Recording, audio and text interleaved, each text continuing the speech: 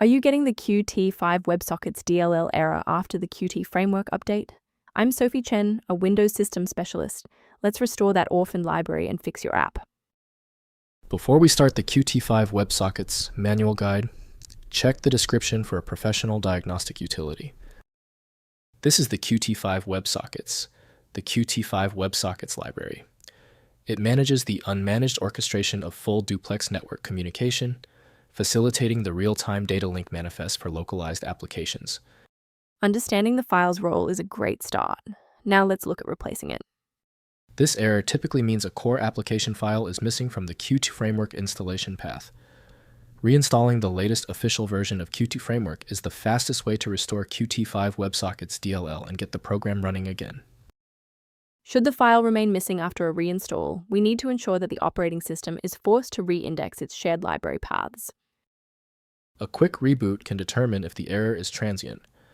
While it won't fix a deleted file, it can re-establish the connection between your software and the Qt5 WebSockets. File, if the path was temporarily busy. Make sure to save your spot by bookmarking this video or hit the like button before you restart so you don't have to search for it again.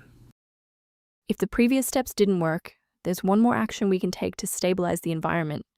Please pause the video if you need to back up your data before we proceed. Sometimes a simple restart isn't enough for broken runtimes. Follow these steps to refresh the redistributable files.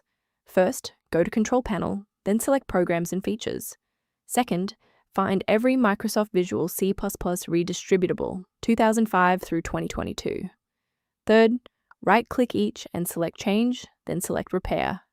If that fails, download the latest all-in-one VC++ redistributable package from Microsoft's website. Please note that for DLL files with numbers, the number tells you which version to repair. For example, 120 equals 2013. From a systems engineering perspective, there is one major security pitfall I need to help you avoid. Don't let a small error become a total system rebuild by trying to force install Qt5 WebSockets DLL into directories where it doesn't belong. For those looking for a professional-grade monitoring resource, I've provided a link to a diagnostic tool for you below. For general system upkeep, the maintenance-related tool linked below includes information relevant to Qt5 WebSockets. I'm Sophie Chen, and I appreciate you watching.